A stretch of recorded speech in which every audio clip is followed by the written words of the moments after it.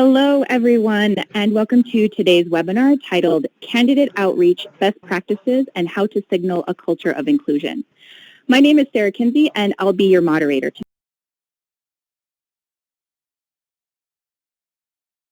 First of all, we're going to cover some housekeeping items.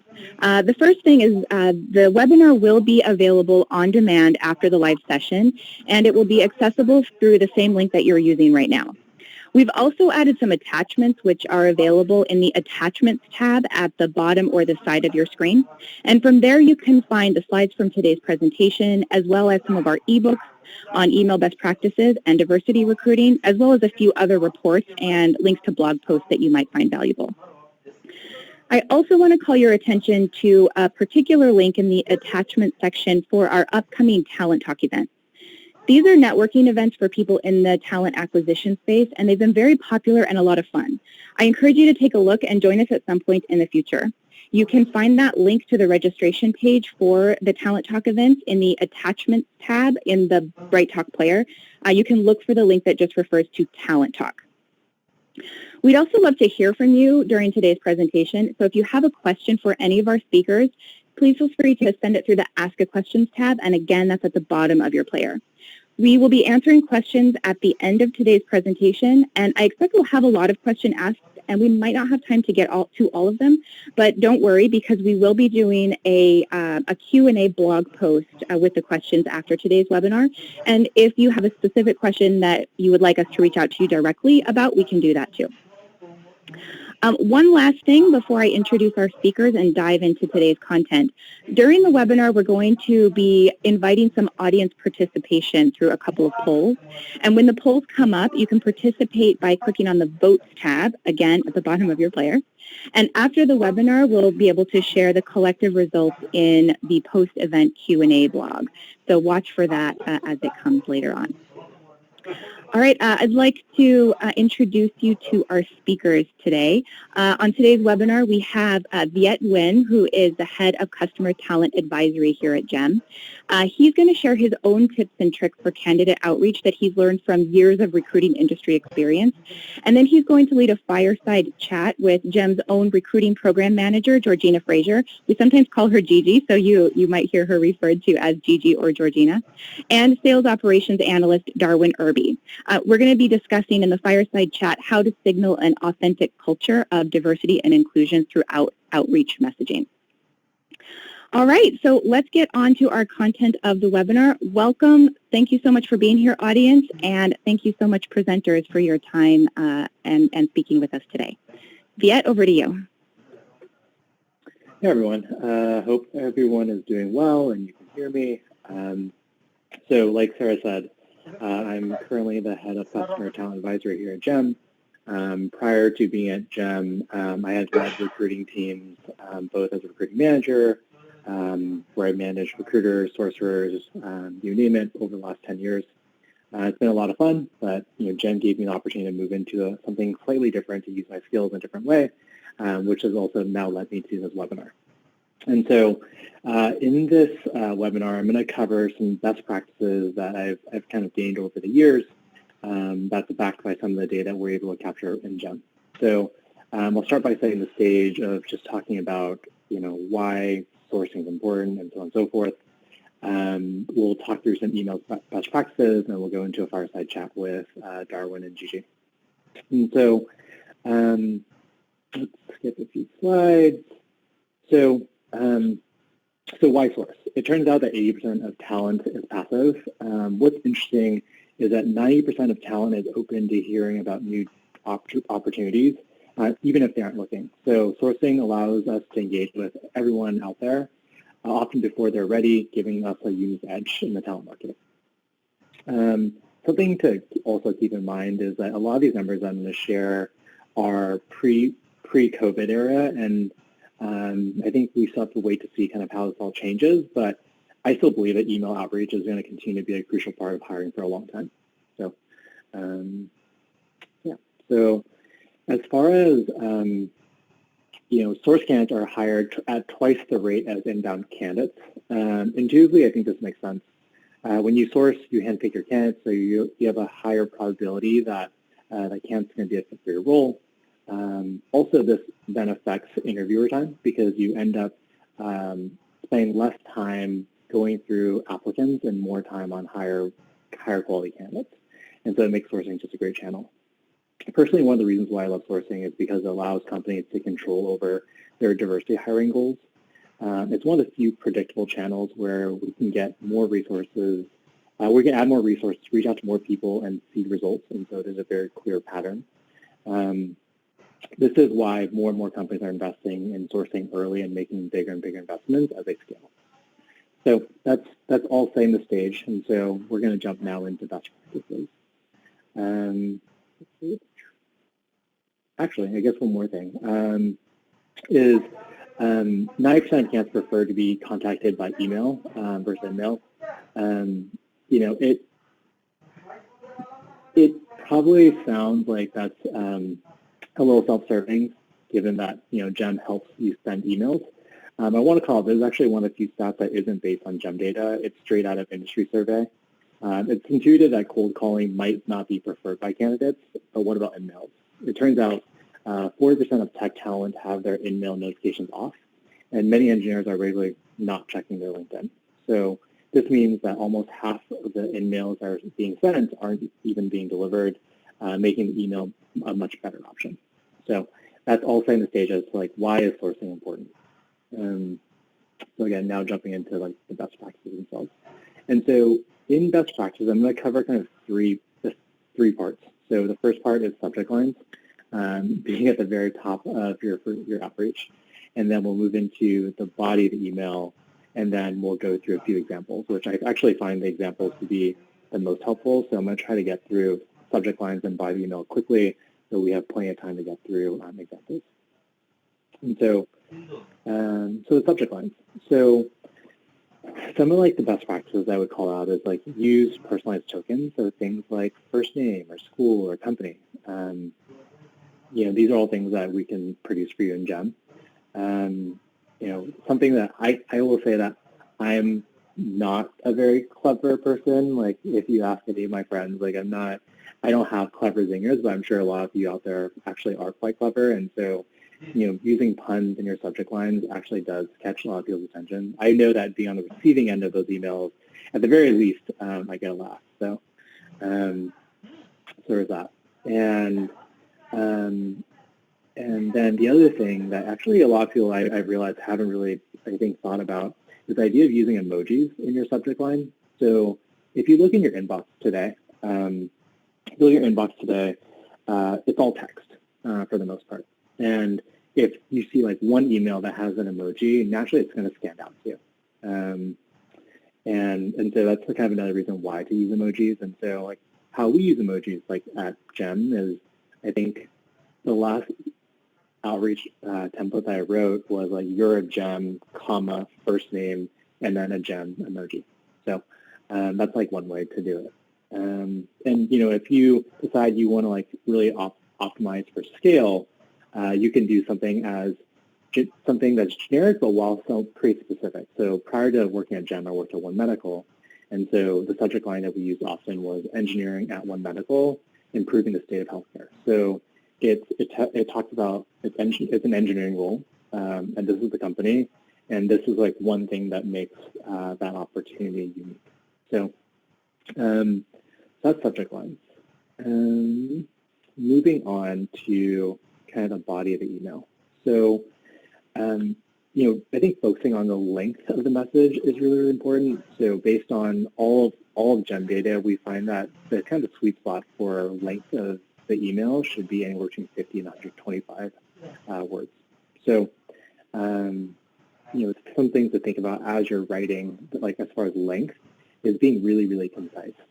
It's like comb through your outreach emails and ruthlessly cut out anything that doesn't need to be there. You know, I think the other thing is optimizing for mobile. So people spend more time looking at their phones than any other screen. So making sure the user doesn't need to scroll to read your whole message. I know this is, as I'm saying this, to some people it may be intuitive, to some people I've never thought about that. It's totally fine. Either way, like I think the realization and then adjusting is really what's important. And sometimes you have so much content you want to get out there, but you just can't do it in 125 words. And so using hyperlinks is actually a really good way to add more content to your email so that if people are curious about any given topic, you can then link out to it. So an example might be linking to your engineering blog or linking to your Stack Share, which like shows your tech stack, or it might be linking to employee testimonials talking about your culture. There's like a number of things you can link out to, but I highly, highly recommend using hyperlinks. But again, using them sparingly, your whole email should not just be like one big hyperlink. That's kind of body length. So going into like the meat of the outreach itself, again, these are, by the way, these are all my personal opinion and things that I've kind of attained over the years. And so, you know, but I will say that there is no perfect email, and we're always trying to improve. That, like, I think that's the one thing that is consistent, that every email that I've ever sent can always be improved. You just have to find that point where it's like, okay, now I need to stop and actually get these messages out. So, so going through the content of the email, you know, I would avoid just putting anything that's generic. And so an example of something that's generic is we're a collaborative team. I hate to say it, but I know it sounds, I know I might come across as like sounding a bit off by saying this, but frankly, most teams nowadays are collaborative. And so you calling out the fact that your team is collaborative is effectively a waste of words. You know, going back to what we were saying earlier, like ruthlessly removing anything that doesn't need to be there. That's one of those things where, you know, it's generic, so we shouldn't include it or don't need to include it. That's the first thing. Second is spend some time thinking about what people care about. And I realized I wasn't moving the slides, but now someone did for me. Great. So as far as like really thinking about what the person is going to care about. So for example, if we're reaching out to a salesperson, they may care about what your sales compensation plan looks like. Make sure you include that. If you're reaching out to an engineer, they may care about what your technology is. And if, for whatever reason, if you're sourcing for something that you don't quite understand or you don't really know what they might care about, somebody at your company probably does that job today. So spending time with them to understand, you know, if I were a sourcer and I were reaching out to you, what would you want me to convey in this message? And especially like given this current climate, a lot of people are going to care about, you know, diversity and stability even more than previously. So that might be that you may have to actually scrap everything you previously had and just focus your message purely on the stability and the diversity of your company. And that's totally fair, because you can then use follow-ups to follow up with everything else that you would want to convey, but maybe like, you know, the thing that is going to be top of mind for the recipient, that should be the first thing. So that's around like it's really, really important to make sure you understand your user effectively. And so the other piece is not templatizing assumptions about a prospect. So an example might be, you clearly love working at startups, so let me tell you about mine. Just because I personally have worked at a lot of startups doesn't mean I want to continue working at startups. And I feel like when I receive emails where people are making assumptions of what I love or what I am or who I am, it just feels a bit like it's not very tasteful. And so that's, again, my personal opinion.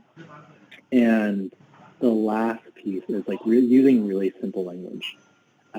You likely aren't going to get any extra points for using big words, and it's likely going to make your message more confusing. Using simple language to get your point across in the most clear and concise way is likely what you want to optimize for. So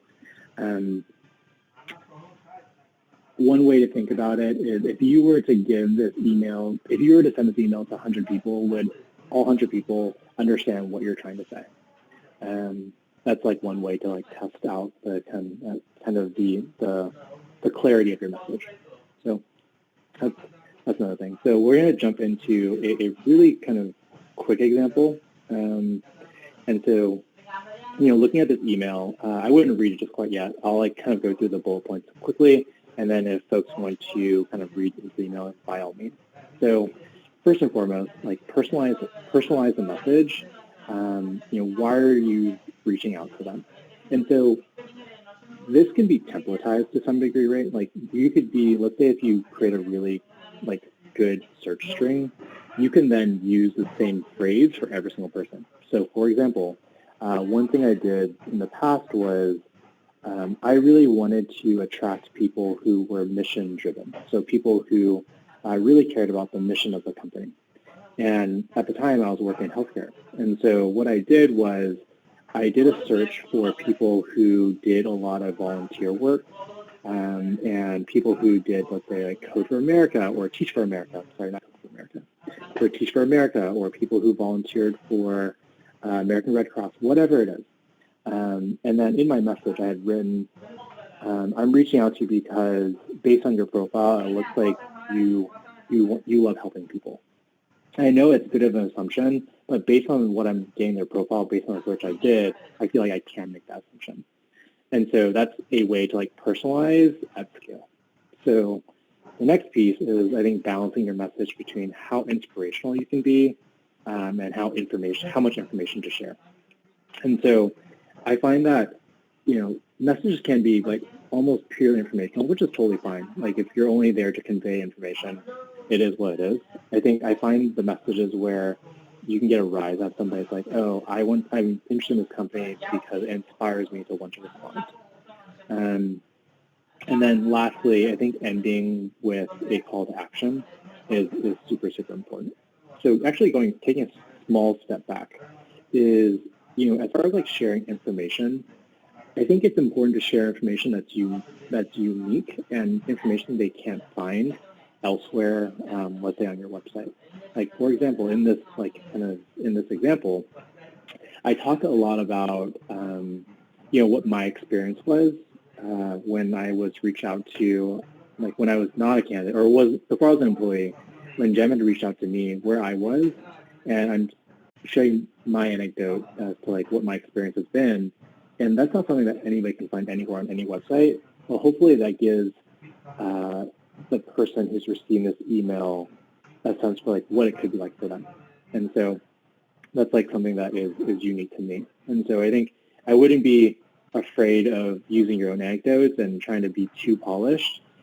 Frankly, I'd actually err on the side of being more human than trying to sound like a generic email that they can get from anybody else. So yeah, that's kind of going through the body of the email. I want to jump into a poll.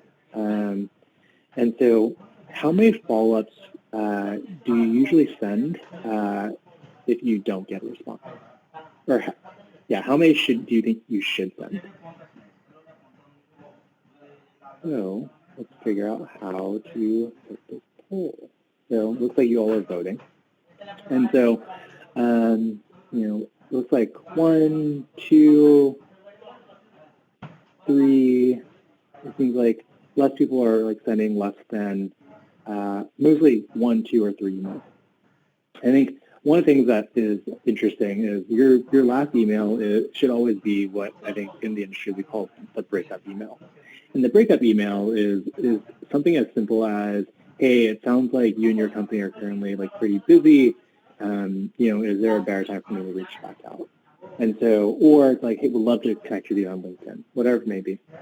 And so something I like to do in kind of the quote-unquote breakup email is actually telling them I'm going to reach back out to them in 6 months. Not asking, but telling them I'm going to.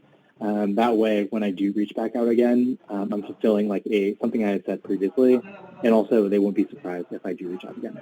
But looking at like our data, so again, we like based on 750,000 prospective outreach like campaigns, like this is what we're seeing. Your first email gets 15%, which is like pretty low, all things considered. Your second 26, third 31, and the fourth 35. And so your fourth email typically is going to be your breakup email. And you'd be surprised how often like I've gotten responses to that email. It's just like, hey, sorry, like your email got lost. Would love to stay in touch. And that's considered a reply. But I'd rather have that than nothing at all. So, so let's jump into some examples.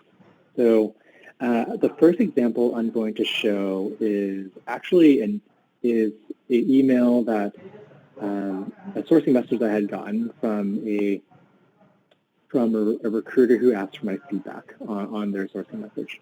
And so I'm just going to show you. So, oops, went too far. So the first thing is like looking at the subject line. So ready to make an impact. Like I find personally using rhetorical questions and outreach emails anywhere is a bit corny. It feels icky to me. I don't like it. And kind of the first sentence is, it's clear you enjoy getting solutions built for your customers. I admire that. Again, like making assumptions about someone, even if it's a positive assumption, also feels off to me. So kind of going through the rest of the email, we're looking for a second data analyst to be an early member of our customer success team and make a significant impact by answering critical questions about our members and the impact our product has on their lives. Let me pause there. I really, really, really like this first bullet because it's conveying a piece of information about the job, but also it's inspiring. It's like, wow, like my work can have an impact on somebody else. For me personally, like that catches my attention. And kind of going through the rest of it, the rest of the description is actually pretty good too. I think they're all very unique and nothing is too generic in like the description of the job. So scrolling down to where it says Oakland, California with flexible work from home policy. I think it's a great call out that this opportunity is in Oakland. Like for those who aren't in the Bay Area, Oakland is really attractive for those who live in the East Bay. Historically, people who live in the East Bay have to commute into San Francisco, which is like a 30-plus minute commute, whereas Oakland is in their backyard. So like calling out Oakland is actually very, very smart. And then the next bullet down, you see a lot of names. And if to some people these names mean a lot, to some people these names may mean nothing. And so I think it's just, that might be okay. As long as you're okay with that you're selectively sharing this with specific people who some people are going to get, some people aren't. I personally wouldn't, but I think that's a personal decision. The bullet right below that talks about kind of how many active users and such. I think that's actually great because it shows like their success as a company. And then the bullet below that, I think the word actually here, so we actually live by our values. I like the link out. I would also kind of change the hyperlink to just a word and hide it behind a word as opposed to like putting the whole link. And the word actually is actually not necessary. It actually does fine just about it. And so again, this is going back to like combing through your message and making sure every single word is actually needed. And so the last piece is the call to action. Interested in chatting, I just think that could be a stronger call to action. I think you could use things like, would love, like, can we set time to chat this week? At least setting some sort of time frame, just being a bit more forward is probably okay. And again, my actually natural disposition is not to be too forward, but even this is a bit too passive for me. So that's like one example. I'm going to show you another. We're actually going to go through the proof example for those who didn't get a chance to read through it. And so looking at this message, so this is a message that I had sent out to recruiters when I was on the recruiting team at GEM. And so the subject line was like leading tech recruiting at GEM. Pretty straightforward. Just use a GEM emoji to hopefully make it stand out. Hi, first name. Happy New Year. My name is Viet. I'm on the recruiting team at GEM. We're growing and wanted to share a bit more about the opportunity with you in case you were keeping options open to start 2020. And so I try to keep this like pretty like timely, right? Like to call out like this early in the year, people might be starting looking for a new role. And so that was all very intentional. The next piece is we are strictly looking for individuals who are passionate about recruiting, not just as a job, but as a craft. That rather than saying, oh, we're looking for this person, I'm describing like the person we're looking for, and if that resonates with them, great. So that's why I kind of phrased it the way I did. You'll be part of the recruiting team as well as an advisor to our product and engineering teams as they expand GEM's product offering. So that's really unique to GEM, and I want to make sure I called that out. Like nowhere else will you find a recruiting role, or not many other places you'll find a recruiting role where you can advise the product and engineering team. That's why I called that out. The next piece, again, so for what it's worth, I wasn't actively looking for a new role when GEM reached out to me. I was a big fan of the product, so I agreed to a short call to learn more. As I spent more time with the team, I learned that they were a group of diverse, passionate individuals building products to make recruiters more effective and more efficient. And so, again, this is just my personal experience. And like as we know as recruiters and sourcers, storytelling is such a valuable skill, and I'm exercising this skill here where I'm telling my story. And I think that, I think everybody's story is powerful in their own right. And so share it wherever you can. And the last piece is, what got me most excited was their tremendous growth and product adoption. Their team tripled their AR in 2019 and signed companies such as Slack, Lyft, Brex, and Robinhood.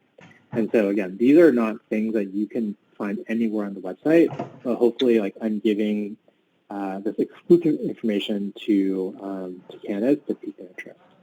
And then lastly, please let me know if you're open to jumping on a call. At the very least, we'd love to learn more about, at the very least, you'll learn more about the product that's breaking ground over the community. And so, again, I think it's trying to get them to jump on a call even if they're not actually looking. That's why I phrased it the way I did. So that's kind of that example. And the other thing that's interesting is like going back to our previous slide, your first email only gets 15% responses. Your second email gets 26. That's actually the biggest jump between any kind of part of your email sequence. And so something that I like to do is actually personalize in the second message versus the first. And so I actually like to use a different subject line to start a new thread. I find it's harder to ignore a new email as opposed to an additional email on a thread. And so I change the subject line to quick follow-up regarding GEM. And so, in looking at this, you see I use a lot of tokens. So, hi, first name, hope your day of the week is going well. By the way, all these tokens can be generated by GEM in the product.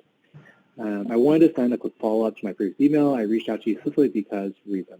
So in GEM, there's this cool little feature where if I'm on someone's LinkedIn profile, I can write into a text field, and then it'll plug it into like this reason token. So I could say I'm reaching out to you because I really liked I could write on their LinkedIn profile, I really liked the work that you did at Lyft on building a strong candidate experience. So that's how I would use the reason token. And then finally, like I'd love to share more about GEM. Let me know if you can make 15 minutes to jump on a call and the date today or tomorrow. And so I'm being very specific about what time, but also leaving some flexibility with happy to work with your schedule if a different time looks better. So that's kind of a quick follow-up. And again, I would send then like additional follow-ups. And you may wonder like, what would I send as additional follow-ups? So sometimes it's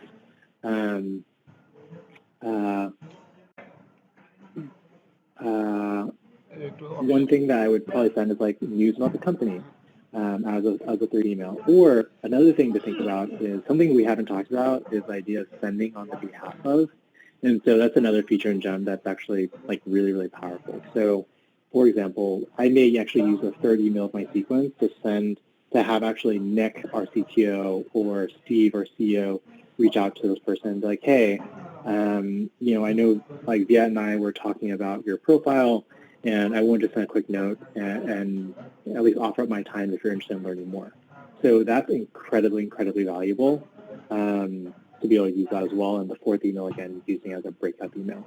And actually, for those on the webinar, here's like a very kind of, and those who are already GEM users, here is a nice little trick, is add a fifth stage to your sequence that's set for 6 months later, so you don't have to remember to follow up with that person.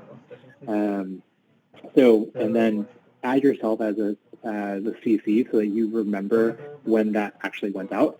So you know then to like, okay, this just went out. Let me then, maybe I may set another sequence to this person. So that's like another like cool little trick that we started using in my last role towards the end. And so, yeah, hopefully all this is helpful. Again, this is coming from like a place, this is all coming from just my experience as a recruiter and sorcerer and managing teams. Hopefully it's helpful for all of you, and yeah, hopefully it's helpful for all of you. And if anyone has any questions about any of this stuff or has, I can't kind of review and edit everyone's sourcing messages, but if folks do want to reach out to like kind of get my thoughts on their messaging, I'm always happy to like, jump on a quick call to like, talk more about it. So that's kind of all the content I have for everybody today around like best practices. But I also want to throw out like for those who aren't active GEM users, your company isn't using GEM. If you're interested in demo, if you on the right side, you can kind of put down your contact information or like say you're interested in demo, and someone on our team will reach out. But yeah, I think from there we can jump into the fireside chat with Darwin and Gigi, which is something that I've honestly been incredibly like excited for. So hopefully you'll enjoy it as well. So at this time, I want to invite Gigi and Darwin to join the call. Good. Hi, everyone. Everyone, how's it going? Before we start, Gigi, Darwin, do you guys want to quickly just introduce yourselves, your name, how you identify yourself as, what you do at GEM, and really anything else you want to share? Sure. I'll go first. Georgina Frazier, preferred gender pronouns Gigi or she and they. I'm a recruiter and a recruiting program manager here at GEM. And happy Pride Month, everyone. I'm Darwin Irby. I'm a sales operations analyst here at GEM. I go by he and him. Yeah, I'm pretty excited to kind of dive in here today, yet. Yeah, it's a topic that everyone's hopefully been thinking about, and hopefully we can, insights shared here, like folks can take that with them and continue thinking about and use in their everyday lives. But let's start with a pretty straightforward question. So Gigi, as our local recruiting expert, can you share a few things that you include in your email outreach to talk about diversity? Sure. Well, it's super easy with GEM because one of our core values is diversity. And so this time last year, one of our founders posted a blog around like why diversity is one of our values and just like an overall summary of every single one of our values. So it's pretty easy to hyperlink to that doc. And yeah, currently I'm pointing people to any blog post and definitely our email blurb about our response to the Black Lives Matter movement. Right. I think one of the things that is really valuable to be able to like share and outreach to is kind of like a bit more about what your company is doing. I know we recently just like observed Juneteenth, and I'm curious like what your thoughts are on that, Gigi. Yeah, it was really great to celebrate it. Usually I'm the only person celebrating it at the company, and so it was really great that I didn't even have to bring up the holiday and that other folks knew about it. And we actually just got word that it's going to be a company-wide holiday moving forward. That's awesome.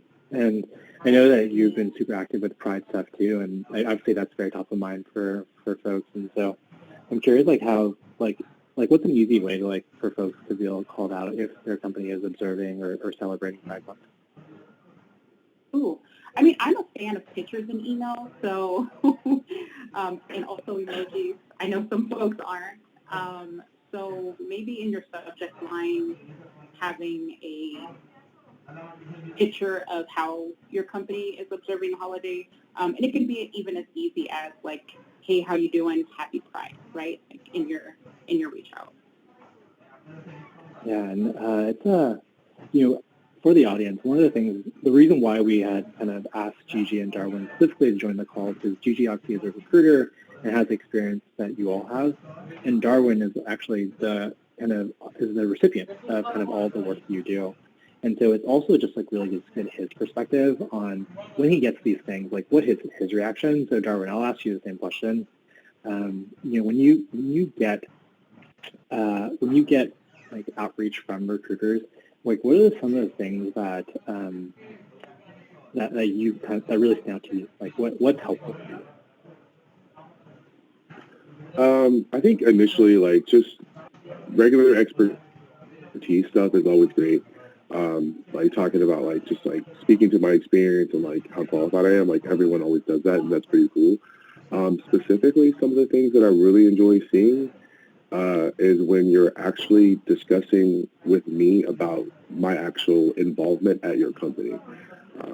So like what I mean by that is if you look at my profile and you see that like I'm engaged in certain activities that are outside of my job, I would like it to see that's correlated in your outreach to me specifically. For instance, if you're doing community work or you're tackling diverse issues, it's nice to be able to see that information in an email. I don't know, it makes me feel a little bit more comfortable to have that conversation moving forward.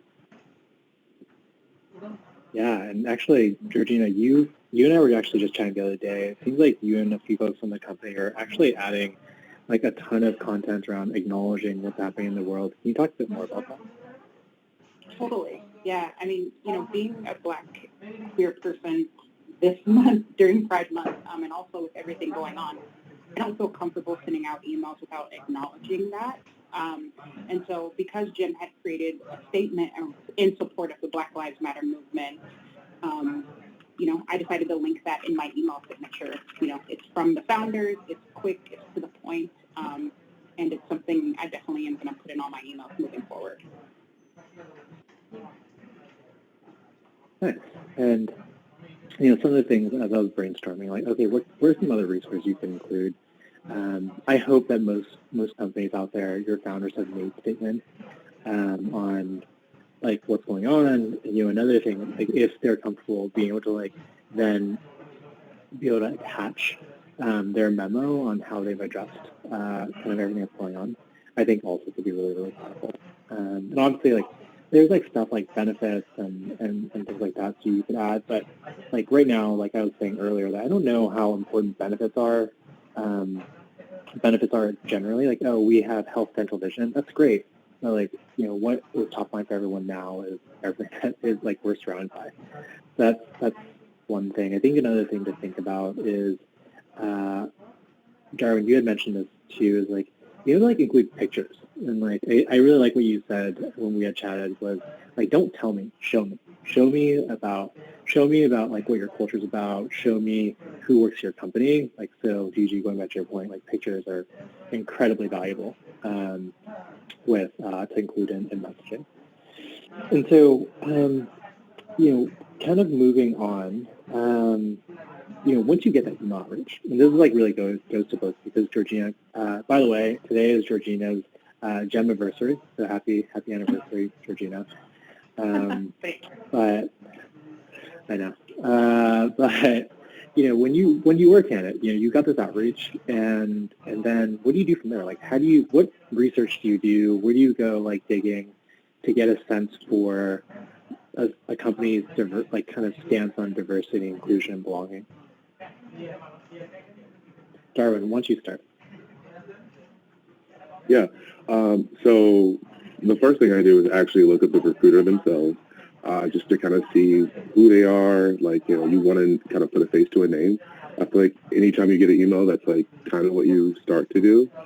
So you start at LinkedIn. I typically just do a quick search as far as like all the employees that are at that company, and I dig around to see if there are any other people that look like me or people of color, to see if there's just any kind of diversity whatsoever. That would be kind of step one. Step two, I then also look at their website to see if there are any additional like photos or messages, mission statements, values surrounding diversity and inclusion. just to kind of see like if we're aligned. And then I think lastly, I would look at like Glassdoor to see if there's any other pictures or evidence of like anyone else that could look like me or resemble a connection where I could feel comfortable. So, I mean, I feel like that's my take. I would say that most people that are URMs typically do something like that because we want to find a sense of belonging if we enter a new space. So like that's definitely like the first few steps I take before even actually reaching back out to the recruiter themselves. Yeah. Georgina, what about you? Totally. Plus one to everything that Darwin said. I think the only thing I would add is the size of the company, right? Like, I definitely would go to LinkedIn and look at the size of the company.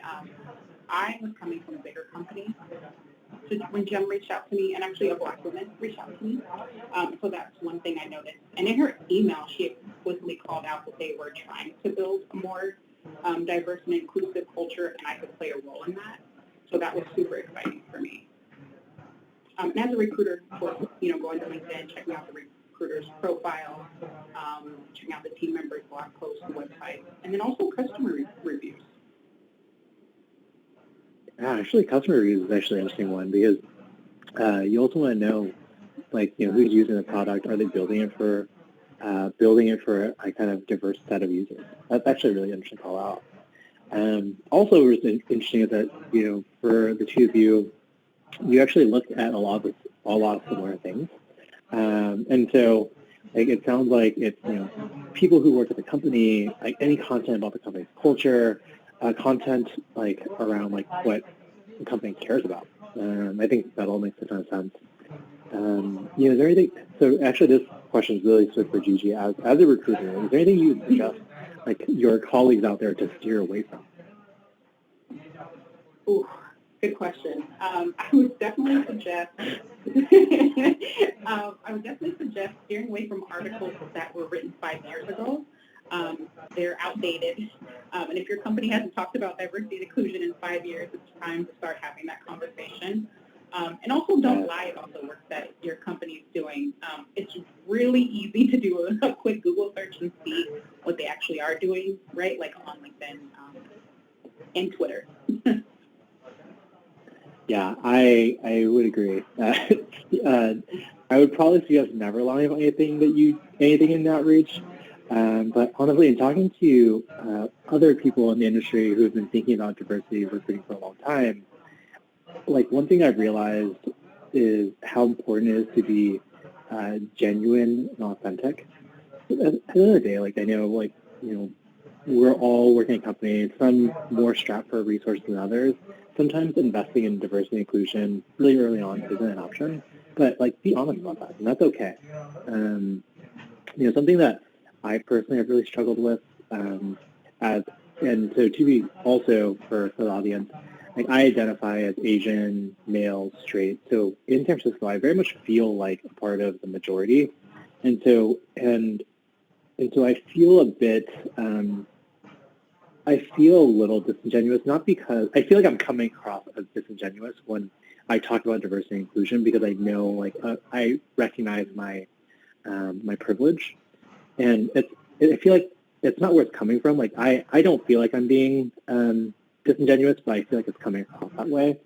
And so I'm curious, Darwin, do you have any thoughts on, how I, as a recruiter who is, coming from majority, how can I talk about, diversity in a tasteful way? Or maybe it shouldn't come from me. I don't know. Like, what do you think?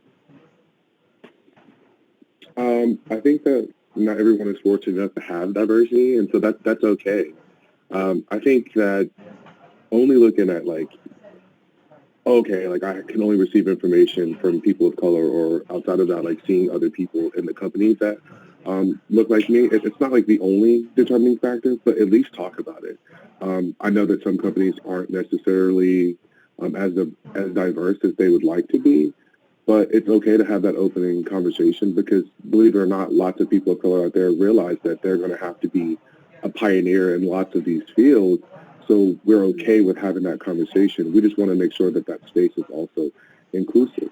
So talk about your honesty about, hey, look, we're not as where we want to be today, but like we're hoping that like we could get to a better place tomorrow, and that you would be a key part in kind of getting us to that next level. And it's not about the numbers, but it's about being genuine. So if you can find a way to convey that in an authentic way, it would resonate with most people. Yeah, I think I really like that. I think being able to share your own experience and helping others understand what it might be for them is incredibly powerful. And so I think, as Gigi, I imagine as you as a recruiter, if you were to reach out like, hey, look, I'm a person of color, and this is what my experience has been like at this company. Or Darwin, be able to leverage you like in the send on behalf of as part of the sequence, like, hey, like I'm Darwin, I work on the sales ops team, and this is what my experience has been. Like that in itself, again, is like incredibly powerful. And I want to kind of jump into another topic. Back when you both joined, like we weren't nearly as diverse as we are today. So like, thank you both for all the work you've done to make us a more inclusive company. There are sources of recruiters out there, like where you were, Gigi, back in the day, where they had to like kind of start from square one. Like, what are some things that you would suggest them to do? Good question. I think the first thing is really understanding why your company isn't diverse, and knowing that you can solve it, right? So, like, you can get more involved in the community, mentor, like, there's tons of ways to do this work. But then within your company, right, like, make a plan for becoming more diverse. Continue to reiterate on that plan, right? Like, don't wait 5 years or until something happens to then start talking about it. There are tons of thought leaders in the D&I space that you can pay to help you make that plan.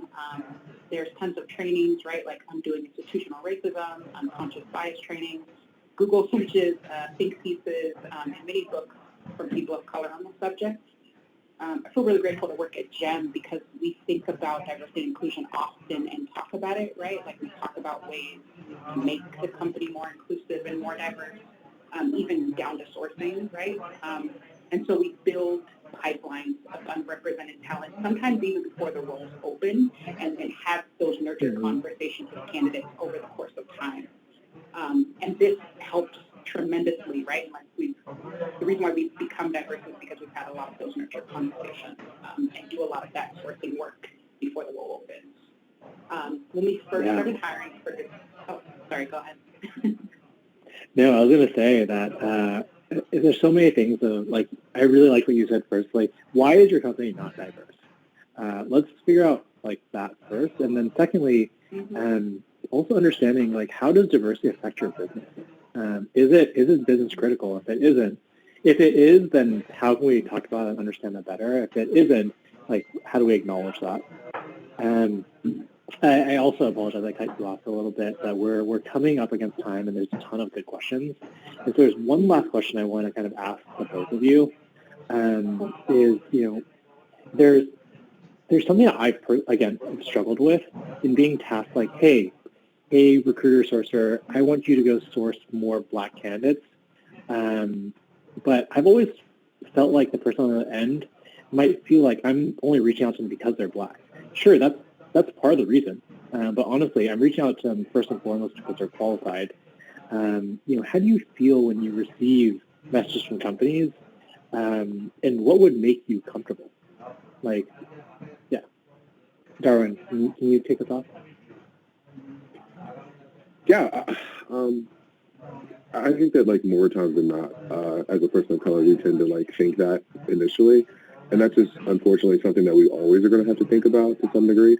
But I think ultimately, like you mentioned, like talking to the fact that we are qualified and that we're not just there to pad diversity numbers, like being honest about like forthcoming, honestly, just about like, what you're trying to accomplish and like how I'm a part of that piece in the puzzle, to me makes all the more sense. And like to authentically like have that conversation is to be honest, like, hey, look, we know that we're not diverse, like as I mentioned before, but like we're hoping to get to that place in the near future. I feel like if you tackle it at the beginning, it's a lot easier to have that conversation, further down the line. Yeah. And another piece just to add at the very end is just like speak to, diversity and inclusion in general. I think that's very important. Like make that an emphasis in your email, whether you don't have it right now or like you can like draft some kind of information that we can review to feel like a little bit more comfortable having that conversation.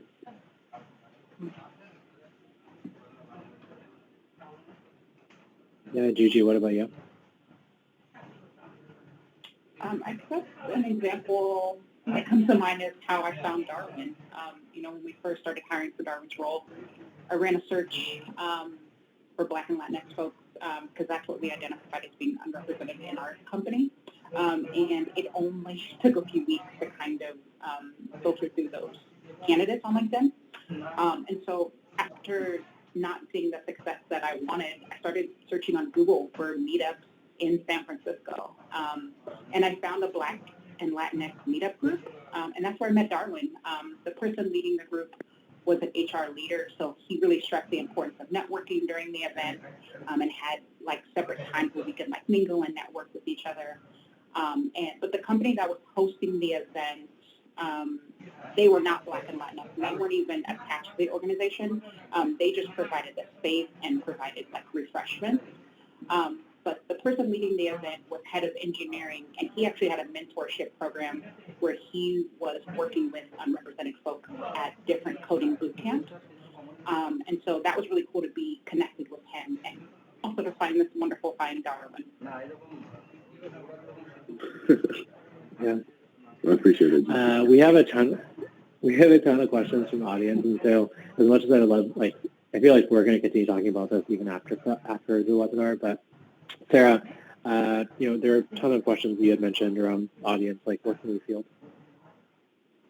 Yeah, we do have a bunch of great questions. Georgina, Darwin, and Viet, thank you so much for the great conversation.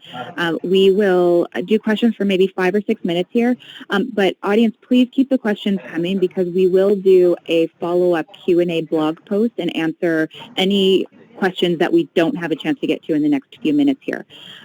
So really quickly, audience, if you have a question you want to ask, you can ask it in the Ask a Questions tab at the bottom of the player. Keep the questions coming even if we don't have time to get to them all. So there were 3 or 4 questions that came through that were asking the same kind of thing, and it's basically this. It seems that many recruiters feel like that if they send an email saying Happy Pride or Happy Juneteenth, that there's the risk of the individual receiving that email feeling like you've made an assumption about them. And I guess question 1 is Gigi and, well, I guess specifically to Viet and Gigi as recruiters, how do you think about this? Do you worry about it? And then kind of a follow-on question to that is many of us are trained to think very generically when it comes to business, professional life, and holidays. So, for example, we will say Happy Holidays instead of Merry Christmas or things like that. So you've talked about this a little bit, but maybe Gigi, could you explain what your approach is? And then Viet, it would be great to hear your approach there as well.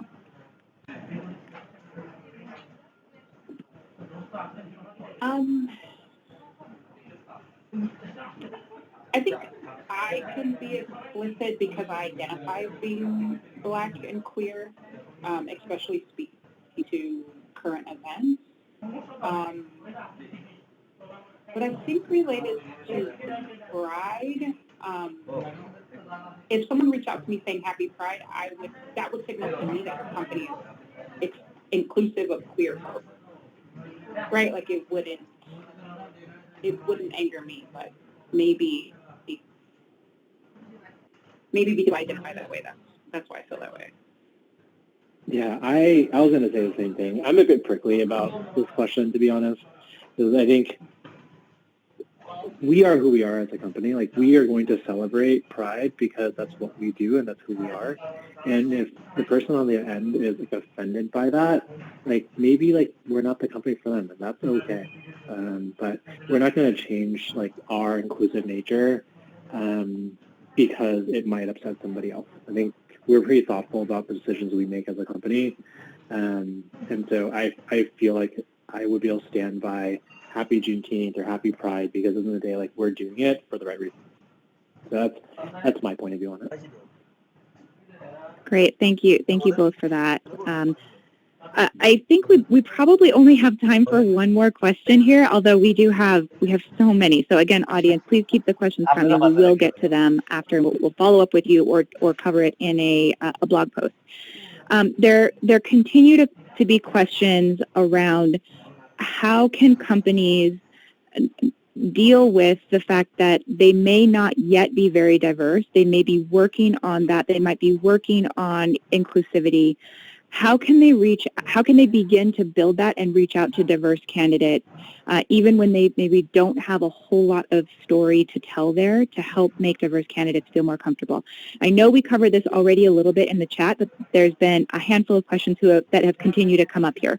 So I think maybe at the end, with this being our last question, it would be great to hear from each of our presenters your suggestion and recommendation for where you would advise a recruiter or a sourcer to start, knowing that their company may be in the early stages of wanting to become more diverse and inclusive.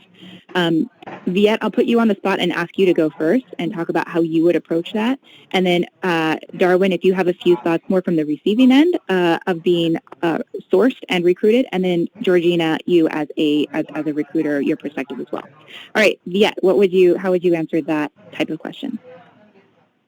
Yeah, I mean, I know this is like not really answering the question directly, but some of the things I would think about is why is diversity important to you? Is it actually business critical or is it not? Are you doing it because it's trendy? If you're doing it because it's trendy or you feel like it's like the social right thing to do, and your environment isn't a place in which you can even receive and make sure like this person like can be successful at your company and is in a psychologically safe environment, like it might not actually be worth trying to trying to do diversity recruiting until you figure those things out first. But to answer your question, assuming you're doing it for all the right reasons, I think one thing that I would probably address very directly is pointing out hey, if you look at our LinkedIn and you look at the employees that work here, we're not very diverse, and we're reaching out to you because we want to change that. And we can ensure that if you were to come here, you'll be in a place where you can be successful, and we want you, and we'll support you in that. And so I think being really, candid as well as transparent and vulnerable about your shortcomings around diversity, I think is a great first step. Thank you, Viet. Yeah, Darwin, do you have anything to add? Yeah, absolutely. To piggyback off of that, honesty is always the best policy, I feel like. And receiving just honest communication around hey, we're not where we want to be, but we know where we want to go, and outline where you actually see yourself in the future and how I could be an integral piece into that puzzle, like I mentioned before. And even an additional step, maybe having a senior manager or a leader to reach out specifically and address it. Hey, this is why we're looking at diversity. Here are the numbers. This is why we actually want to do this. And it's not just trendy. It's not just because it's convenient. It's because this is where we know we want to be. I think that's ultimately would make me jump on board. Thank you, Darwin. Georgina, last response from you. Plus one to what everyone else said. I guess the only thing I would add is maybe reaching out to a diversity and inclusion program manager or diversity and inclusion recruiter. A lot of recruiters have that title, and offering coffee, right? To pick their brain and talk about ways that your company can do this work. Wonderful. Well, thank you so much. That's all we have time for today. Thank you, Viet, Georgina, and Darwin for your time and sharing the best practices and then the wonderful conversation here at the end. There is so much more we could talk about here. And don't worry, we will. We do webinars quite frequently, and we will continue to talk about these same topics because they are so important as time goes on. Thank you, audience, for your attention and your questions today. I wish everyone a wonderful day.